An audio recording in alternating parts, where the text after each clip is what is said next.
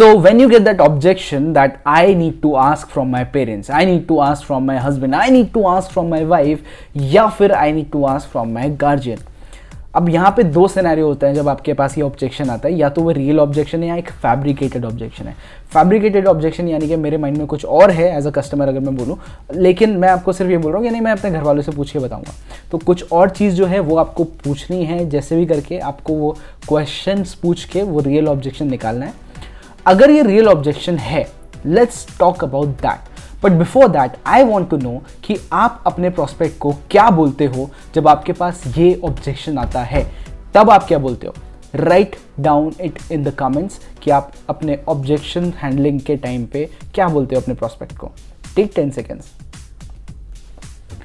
Now when we are back with the video itself, now I want to talk about कि आपको जब कोई ऐसा बोलता है तो आपको क्या बोलना है. फर्स्ट थिंग, बोलने से पहले आपको ये चीज़ समझना है कि वो सच में डिपेंडेंट है, क्योंकि हम रियल ऑब्जेक्शन की बात कर रहे हैं. तो डिपेंडेंट हो तो ऑब्वियसली एक तरीके से एक दूसरा जो इंसान है, पेरेंट है या हस्बैंड है या वाइफ है, जो भी है, उनका इन्फ्लुएंस रहेगा डिसीजन पे.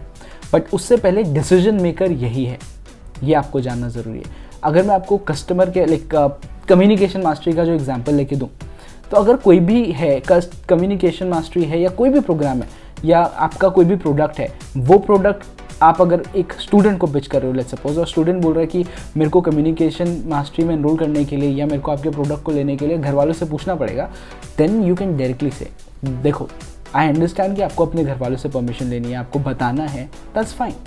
लेकिन प्लीज़ टेल मी, क्या आपके घर वाले नहीं चाहेंगे कि आपकी लाइफ में ये वैल्यू ऐड हो? फॉर एग्जाम्पल आप बोल सकते हो कम्युनिकेशन मास्टरी. अब आपका प्रोडक्ट जैसे भी ऐड करता है value, you need to tell that exactly. And then उनका जवाब आएगा नहीं, घर वाले तो चाहेंगे. अब उनको फिर इसी चीज़ पे एम्फसाइज भी करना है. और एम्फसाइज कैसे करना है आपको बोलना है देखिए, your parents, your husband, your wife wants you to succeed and that is the reason you are also talking with me, that is the reason you are on the call with me. तो आपको भी पता है कि ये आपके लिए फ़ायदेमंद है, तभी आप मुझसे बात कर रहे हो. अदरवाइज़ आप शायद मुझसे बात भी नहीं कर रहे होते. अभी आप क्योंकि मुझसे बात कर रहे हो, it is obvious that it is going to help you. When you know that it is going to help you, why do you need to ask from someone who doesn't know about the product? आपने मुझसे बात करी है, आपने product के बारे में जाना है, आपकी सारी क्वेरी सॉल्व हैं, आपको प्रोडक्ट के बारे में इन एंड आउट पता है. But on the other hand आपके हस्बैंड को, आपके पेरेंट्स को, आपके गार्जियन को या आपकी वाइफ को नहीं पता है.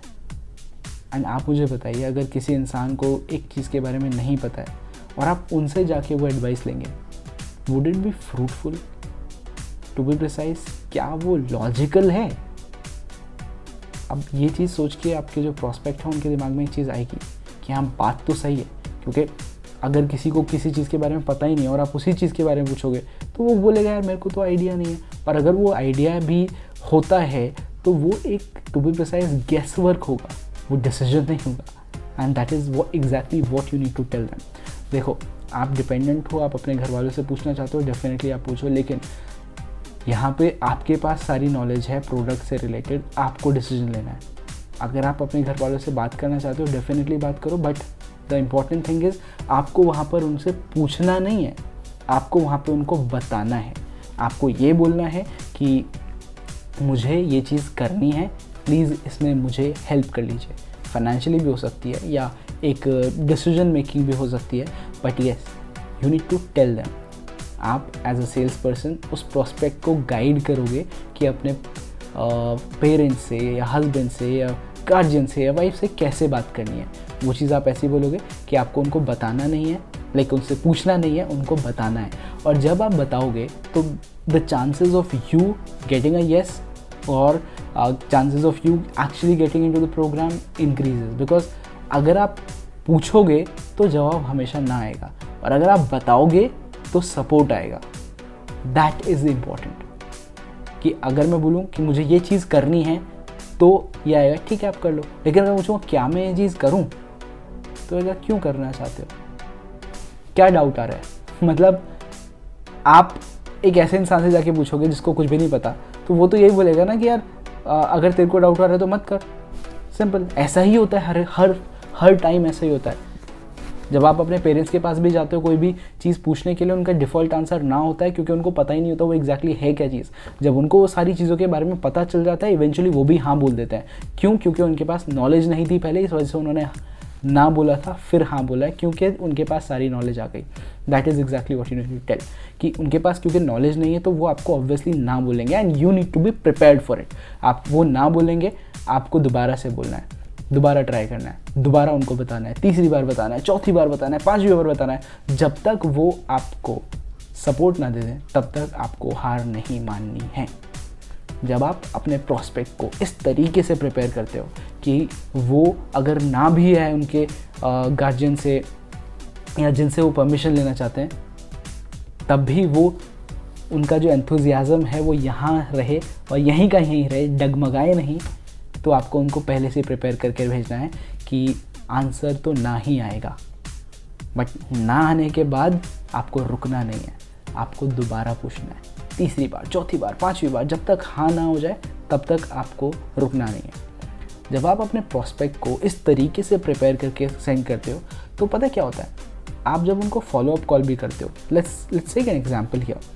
लेट्स सपोज मेरी बात एक स्टूडेंट से हुई दोपहर को, और मैंने उनको बोला कि देखो अगर ना भी आता है आपके पेरेंट्स से तो आप हार मत मानना, क्योंकि पेरेंट्स टाइम लेते हैं डिसीजन करने में, तो आप उनसे दोबारा बोलना, तीसरी बार बोलना, चौथी बार बोलना, पांचवी बार बोलना, जब तक वो हाँ ना बोले। अब यहाँ पे अगर मैं उनको शाम को कॉल करता हूँ, टेकिंग 2 केसेस, अगर मैं उनको प्रिपेयर ना करूँ और अगर मैं प्रिपेयर करके भेजूँ, तो अगर पहला केस लेता हूँ जहाँ पे प्रिपेयर नहीं किया है, तो स्टूडेंट अपने घर वालों के पास जाके बोलेगा कि नहीं मेरे को करना है, और लाइक पूछेगा टू बी प्रिसाइज कि मैं करना चाहता हूँ, क्या मैं कर लूँ। घर वाले मना कर देंगे और उसका एंथुजियाज्म, मोटिवेशन यहाँ से यहाँ पहुँच जाएगा।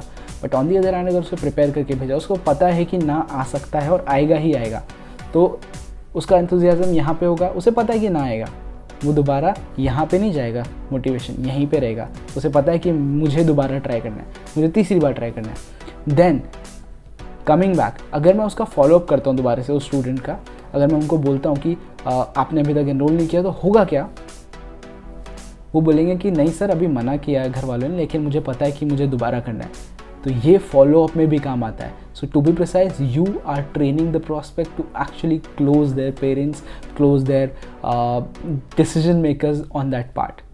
ये चीज़ आपको करनी है, बिकॉज ये चीज़ आपके लिए बहुत ज़्यादा ही ज़्यादा काम आती है।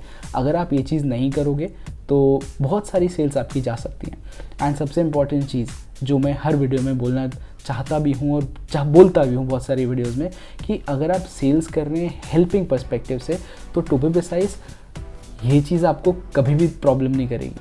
आप क्योंकि हेल्प कर रहे हो तो एक्चुअली में आपकी सेल्स आएंगी। एंड इमेजिन जब आप ये एक्स्ट्रा चीज़ करते हो किसी प्रोस्पेक्ट के साथ और उनकी हेल्प होती है, इमेजिन उनकी लाइफ में कितना बड़ा चेंज आता है।